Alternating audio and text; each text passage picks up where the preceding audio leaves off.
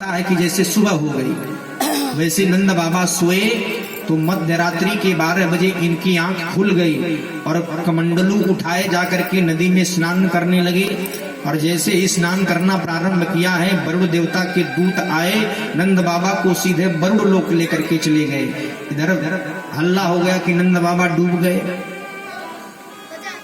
कन्हैया भी उसी जल में कूदे हैं और उसी जल के रास्ते भगवान वरुण लोक पहुंचे हैं। जैसे ही भगवान वरुण लोक में पहुंचे हैं, वरुण देवता ने प्रणाम किया, कहा महाराज कहिए आपको यहाँ आना कैसे हुआ। कन्हैया ने कहा मेरे बाबा को पकड़ करके लेके चले आए हो, पूछ रहे हो क्यों आए हो। कहा महाराज ये आपके पिताजी हैं, मैंने जाना नहीं। कहा देखो अब तो जो होना था सो हो गया। फिर क्या था, नंद बाबा को बांधा गया था तो नंद बाबा को भगवान आज सशरीर लेकर के बैकुंठ से नीचे आए हैं। इधर ब्रजवासियों को महाराज शंका होने लगी कि ये लीला पे लीला कर रहा है महाराज, ऐसा लगता है कि सचमुच में ये भगवान है। तो सारे ब्रजवासी कन्हैया के पास आए कि एक बात बता, झूठ मत बोलना कि क्या तू सचमुच में भगवान है। नंद बाबा ने कहा मेरे छोरा को तुम काहे को भगवान बनाने के पीछे लगे हो महाराज, मेरा छोरा जो है वो भगवान थोड़े ही है। भगवान ने कहा देखो मैं भगवान कैसे हो सकता। कहा हमने अभी प्रत्यक्ष देखा कि तुम नदी में कूदी और कूद करके बाबा को बचा करके लेकर के आए। कोई साधारण बालक ऐसी क्रिया नहीं कर सकता। अगर तू सचमुच में भगवान है तो मुझे भी तेरा बैकुंठ देखना है। तो भगवान ने कहा बैकुंठ देखना चाहते हो तो चलो इसी कुएं में कूदो, यहीं से सीधे बैकुंठ पहुंच जाओ। अगर भैया कुआं में कूदने से कोई बैकुंठ पहुंचे तो सारे संसार वाले बैकुंठ पहुंच जाएंगे। फिर क्या था, कन्हैया ने सोचा कि चल करके इनकी मनोरथ को पूर्ण करा दिया जाए। सारे ब्रजवासी के बच्चों को लेकर के भगवान जब बैकुंठ पहुंचे हैं तो देखा कि कन्हैया के समान एक व्यक्ति वहां सोया हुआ है। सब लोग भीतर प्रवेश करने लगे और जैसे बैकुंठ में पहुंचे हैं तब तक कहा भैया राम राम। लेकिन राम राम तो ये बोले लेकिन उसका प्रत्युत्तर कोई नहीं दिया। ग्वाल बालों ने कहा रे कन्हैया ये तेरा कैसा बैकुंठ है भैया कि किसी को प्रणाम करने के बाद कोई आशीर्वाद नहीं दे रहा है।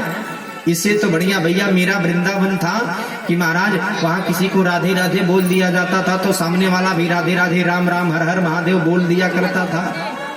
ये कैसा तेरा विचित्र बैकुंठ है। भगवान ने कहा यही तो बैकुंठ है। और जैसे ही भीतर प्रवेश करना प्रारंभ किया है ग्वाल बालों ने, उनके पार्षदों ने रोक लिया। कहा रे भैया यहीं से दर्शन कर लो, भीतर जाने की कोई आवश्यकता नहीं है।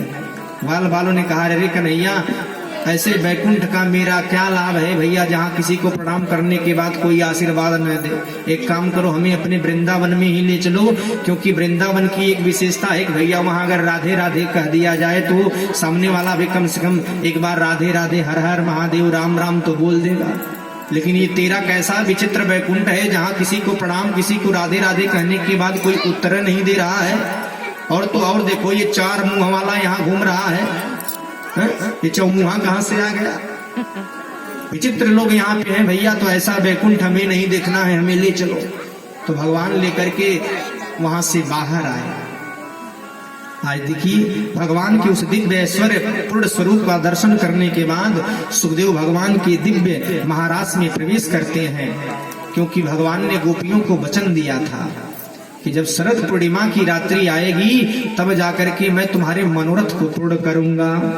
आज देखिए चांदनी की शोभा सुशोभित हो रही है। भगवान ने बंसी बजाना चालू किया है और जब बंसी बजाना चालू किया है तो जब पहली बार बंसी बजाई तो गोपियों के कान में आवाज पड़ी है। भगवान ने अपनी प्राण आह्लादनी श्री राधा रानी जी का स्मरण किया है और गोपियां बंसी की आवाज को सुन करके आज भगवान के पास जा रही हैं। मधुर गीत सुंदर सा गाया है। निसम्य गीतम तदनंग वर्धनम ब्रज स्त्री है कृष्ण गृहीत मानसा आजग्मन्यो निर्लक्षितोद्यमा स यत्र कांतो जवलोल कुंडला। महाराज ऐसी बंसी भगवान ने बजाई कि पत्थर भी पिघल करके द्रवीभूत हो गया।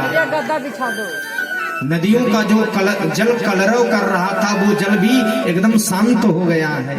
रास बिहारी ने जब महारास करने के लिए बजाई तो जगऊ कलम बाम दृशाम मनोहरम। इस पंछी को केवल गोपियों ने सुना।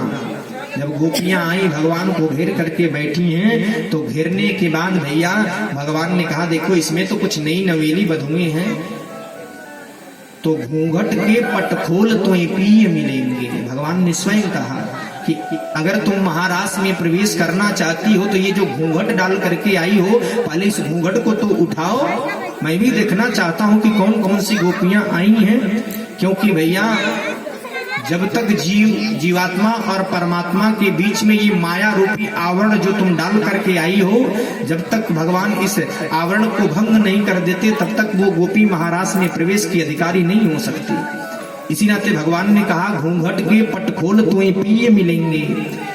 क्योंकि भैया प्रिया प्रियतम के बीच में जो घूंघट रूपी माया का आवरण है, जब तक इस चद्दर को भगवान खींच नहीं देते, हटा नहीं देते, तब तक उस प्रेमी के प्रेम का जो विरह है वो व्यक्ति नहीं समझ सकता। गद्दा है अंदर। अर्थात कहने का मतलब ये है भगवान जिसे अपना रस देना चाहते हैं सबसे पहले माया रूपी आवरण हटा देते हैं। आज देखिए गोपियां पहुंची हैं, सारे गोपियों की आवरण रूपी उस माया के जाल को भगवान ने हटाया है। गोपियां भगवान से मिलने के लिए भागी हैं। उनके पति ने उनको रोकने की चेष्टा करी है। कुछ गोपी तो जबरदस्ती भाग के चली आई। एक गोपी के पति ने क्या किया, उस गोपी को कमरे में कैद कर दिया। और जब कमरे में कैद किया महाराज, वो गोपी वहीं रोने लगी। जब ये शरीर उस गोविंद का दर्शन नहीं कर सकता तो इस शरीर को मैं धारण करने वाली नहीं हूँ। बंसी बज रही है वन में, गोपी घर में कमरे में बैठ करके भैया सुन रही है। जब वो नहीं जा पाई तो अपने प्राणों को उसी कमरे में त्याग देती है। भगवान ने कहा आओ आओ देवियों स्वागत है। गोपियां गदगद हो गई, बंसी बजा करके बुलाया है, प्यार से स्वागत कर रहा है। जैसे ही अगला प्रश्न किया महाराज, गोपियां शांत हो गई। भूत आगमन कारणम, कहो देवी आने का कारण क्या है। अब तो महाराज गोपियां शांत हो गई। एक तो प्रेम से बंसी बजा करके बुलाया और दूसरे पे पूछ रहा है भूत आगमन कारणम, आने का कारण क्या है। अच्छा चंद्रमा की चांदनी देखने आई हो। गोपियों ने सर हिला दिया, हमें ये चांदनी नहीं देखनी है ना, तो हम ये चांदनी देखने आए हैं। भगवान ने पूछा तो अच्छा फिर क्यों आई हो। भगवान तो महाराज उनके मुख से कहलवाना चाहते थे कि तुम्हारे हृदय में जो प्रेम मेरे प्रति है उस प्रेम को खोलो। एक आगे इधर भी। भगवान ने कहा देवी थोड़ा सा लोक मर्यादा का भी ध्यान करो। कितनी अपकीर्ति होगी तुम्हारी, घर जाओ, घर में बैठ करके मेरा ध्यान लगाओ, कुछ लोक लाज का लिहाज तो करो। फिर क्या था, गोपियों ने सोचा कि आज इनको उत्तर नहीं दिया गया तो महाराज ये प्रश्न पे प्रश्न करते चले जाएंगे। वही बात फिर गोपियों ने दोहराई कि मैं आपको दही भात का भोग लगाने आई हूँ। भक्ता भजस्व दुराग्रह मात जस्मान, भक्त और भात में बड़ा भैया सामंजस्य है। देखिए हमारे राम जी जो थे भैया वो बड़े शर्मीले थे, लेकिन जो श्याम जी है भैया वो छैल छबीले हैं। वो शर्माते नहीं थे, दूसरे को शर्मा देते थे। तो भोजन करत चपल चित इत उत अवसर उपाई, भाजी चले किलकत मुख दधियोदन लपटाई। भगवान जब दही भात खाते थे तो भैया मुंह पे वो लगता था, और ऐसे दृश्य को देख करके सारे देवता मोहित हो जाते थे।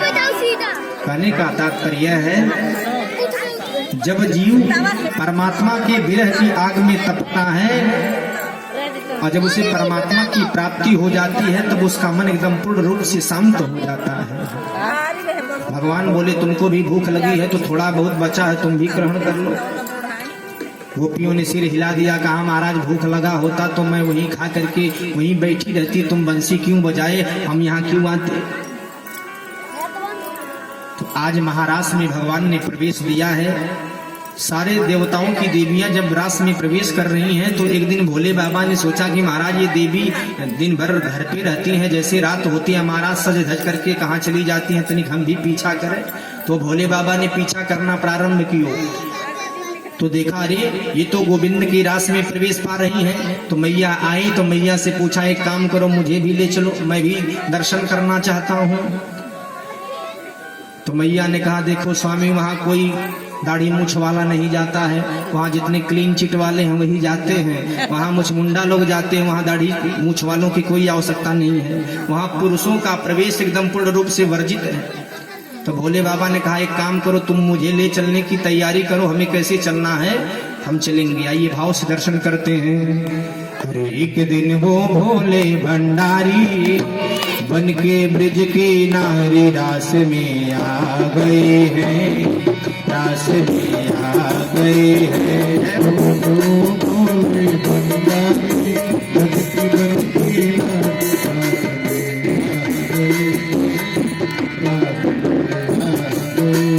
पार्वती जी मना की हारी हमने त्रिपुरारी रास में आ गए हैं।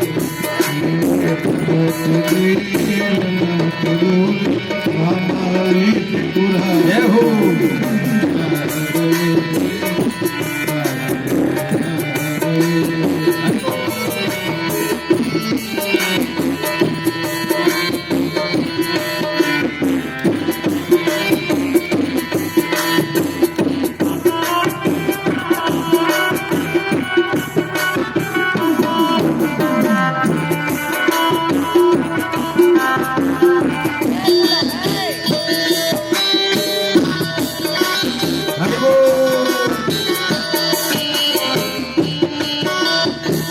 पार्वती से बोले भोले मैं भी चलूंगा तेरे साथ में।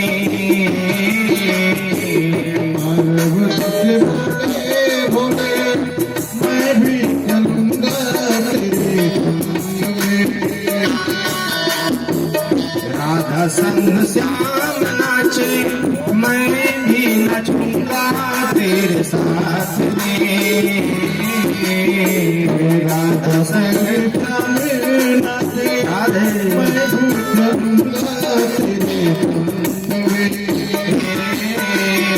हंस रचेगा ब्रज में भारी हमें दिखाओ प्यारी रास में आ गए, रास में एक दिन वो भोले भंडारी बन के ब्रिज किनारे रास में आ गए।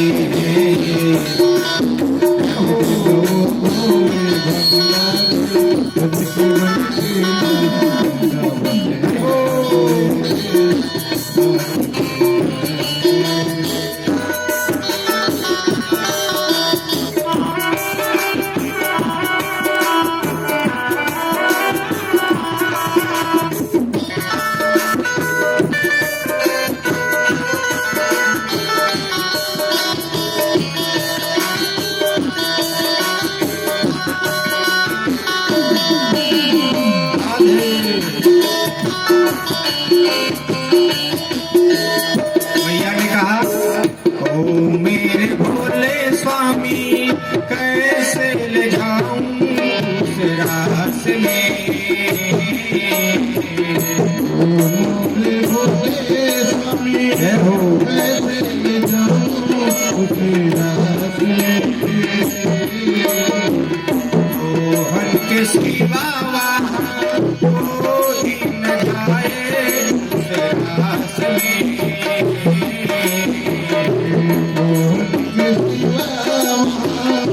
कोई न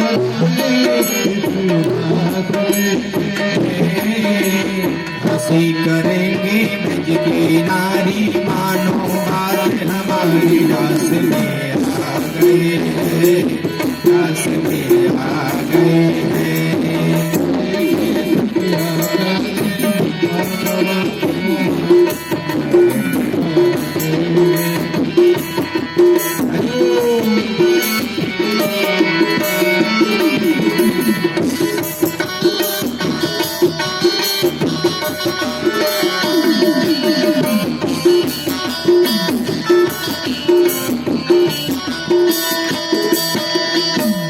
देखा मोहन ने जब समझ गए हैं सब बात को।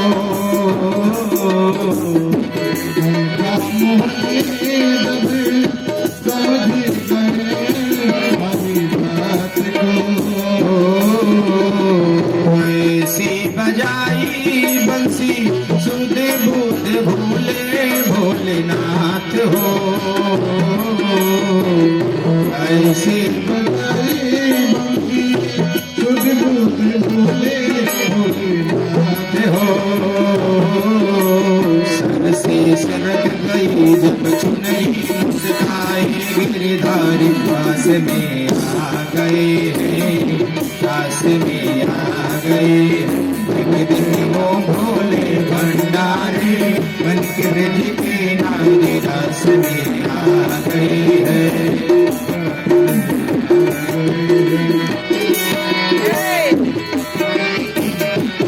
राधे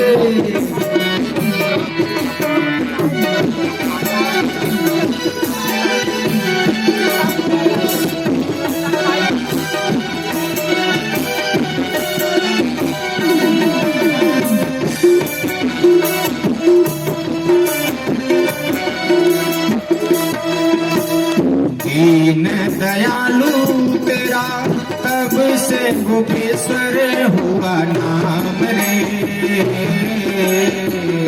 दीन दयालु तेरा तब से गोपेश्वर हुआ नाम रे। ओ भोले बाबा तेरा वृंदावन में तेरा धाम रे। ओ भोले बाबा तेरा वृंदावन में तेरा धाम रे। महाराज चक्र कहे त्रिपुरारी रखियो लाज हमारी दास में आ गए, दास में आ गए। यदि वो भोले भंडारी कंठे में जितने नारी दास में आ गए। पार्वती जीवना बिहारी सामने त्रिपुरारी दास में आ गए, दास में आ गए। तो भोले बाबा भी खूब बढ़िया भैया लांगा चुनरी लेकर के आए। 84 गज का लांगा भोले बाबा भी सिलवाए हैं हमारा। आजकल तो हमारा 84 गज का लोग लांगा सिलवाते हैं और वृंदावन से सुकरौली तक जितनी धूल है ना सबको बहारते महाराज चले जाते हैं। आजकल लहंगा पहनने का एक प्रचलन चला है। या तो भैया लहंगा पकड़ करके उठा करके चलना होता है, नहीं उठाओगे तो चल नहीं पाओगे। और एक विशेषता है लहंगा पहनने वाली जो माताएं हैं वो क्या करती हैं, यहाँ से अगर वहां तक जाना हो भैया तो प्रेम से या तो लहंगा थोड़ा सा ऊपर उठाएंगी तब चल पाएंगी, या तो भैया वहीं से उनको गाड़ी में बिठा करके ले जाना चाहिए। तो भोले बाबा भी खूब बढ़िया 84 गज का लहंगा सिलवाए हैं, खूब बढ़िया आई लाइनर वाइनर लगाए हैं, खूब बढ़िया उनका भी फेशियल हुआ है। क्योंकि महाराज औरत बनना इतना आसान थोड़ी है। तो भोले बाबा जैसे तैसे लाली लिपस्टिक लगा के पहुंचे हैं। और जब पहुंचे तो महाराज जैसे बंसी बजाई तो लोग दाहिनी ठुमका मार रहे थे, भोले बाबा बाएं ठुमका मार दिए। और जैसे बाएं ठुमका मारे महाराज सारी सर से सिड़क गई। और जब सर की महाराज तो गोविंद मुस्कुराए, आहा महाराज कैसे कहिए आना हुआ। कहा महाराज हम दर्शन करना चाहते थे, देवी जी ले ही नहीं आ रही थी, इस नाते हमको ये बेस बनाना पड़ा।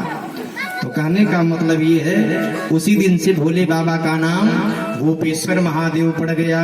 प्रेम से बोले गोपेश्वर महादेव की। तो भोले बाबा ने उन गोपियों के मनोरथ को पूर्ण किया है जिस रास में भोले बाबा भी गए हैं। कहने का मतलब ये है संसार करदम माले पर प्रक्षालनम पटीयसी।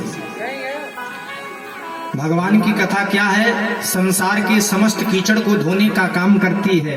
सबसे बड़ी विशेषता एक है कि जितने भी पुण्य फल देते हैं वो भैया कालांतर में देते होंगे, लेकिन भगवान की कथा क्या है, भगवान की कथा सुनोगे तो भैया वहाँ उधारी नहीं चलती है, नगद नारायण चलता है।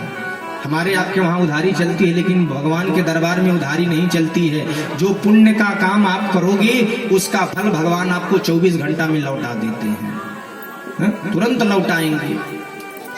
जैसे आपके पास भगवान ने 2 हाथ दिया है, एक हाथ में 1 लाख का चेक हो और एक हाथ में 1 लाख नगद हो।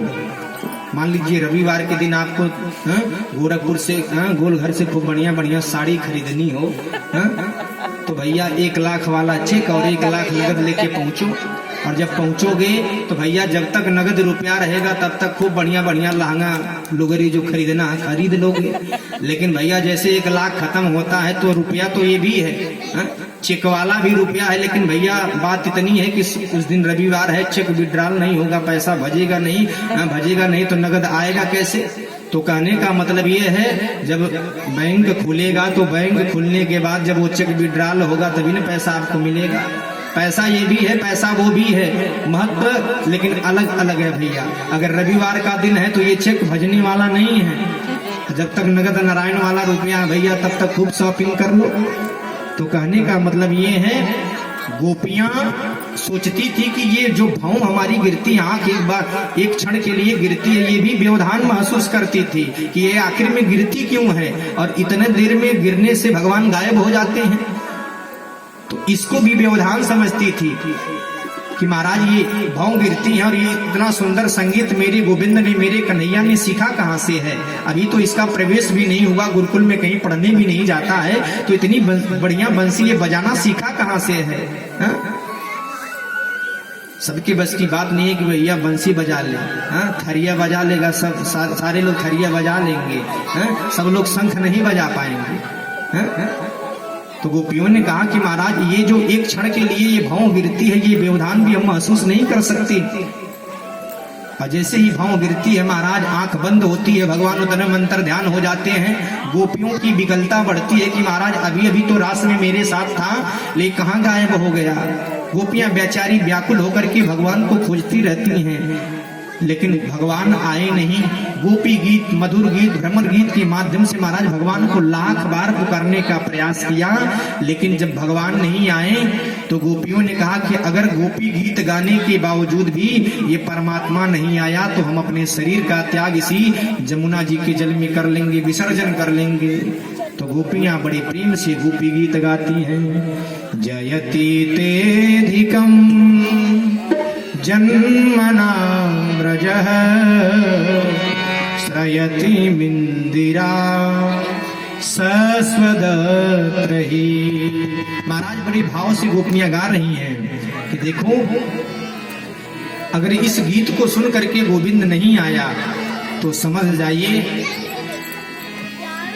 वो हमको छोड़ करके चला गया है। गोपियों की विकलता को भगवान ने जब देखा तो गोपियों के बीचों बीच भगवान प्रकट हो गए हैं।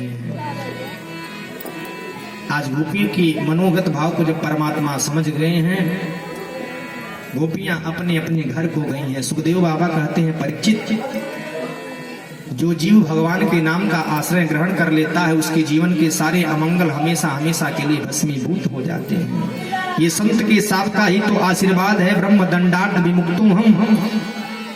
अगर आप ब्रह्म हत्या से भी वंचित ना हो या आपको ब्रह्म हत्या का पाप लगा हो, गोविंद की कृपा हो जाए तो उस ब्रह्म हत्या का भी प्रक्षालन हो सकता है। तो गोपियों के साथ विहार करते समय भगवान अंतर ध्यान हुए, फिर आए, और जब भगवान फिर गए तो गोपियों का हरण एक शंखचूड़ नामक दैत्य कर ले गया। जब गोपियां चीखी चिल्लाई तो भगवान आए और एक ही मुक्के में उस शंखचूड़ नामक दैत्य का भगवान ने उद्धार किया है। और जब उद्धार किया है तो उसके मणि को छीन करके ला करके दाऊ भैया को दे दिए। छोटे भाई के प्रेम को देख करके दाऊ भैया प्रेम से प्रमुदित हो उठे, प्रसन्न हो गए। तो कहने का मतलब ये है, ये कान खोल करके, इंद्रियों को खोल करके भगवान की कथा हमें ज्यादा से ज्यादा सुननी चाहिए। क्योंकि भैया गोविंद का चरित्र कैसा है, सदा सेव्या श्रीमद् भागवती कथा। एक बार नहीं भैया, अगर हजारों बार भगवान की कथा सुनी जाए तो भी मन तृप्त होने वाला नहीं है। हरि अनंत, हरि कथा अनंता। जैसे भगवान के अवतार अनंत हैं, भगवान की कथाएं भी अनंत हैं। 100 वर्षों तक भी अगर भगवान की कथा सुनाई जाए तो भी समाप्त होने वाली नहीं है। यह है कथा का प्रभाव। शरीर को पाए तो बुद्धि रूपी बेटी से परिचय हुआ तो बुद्धि की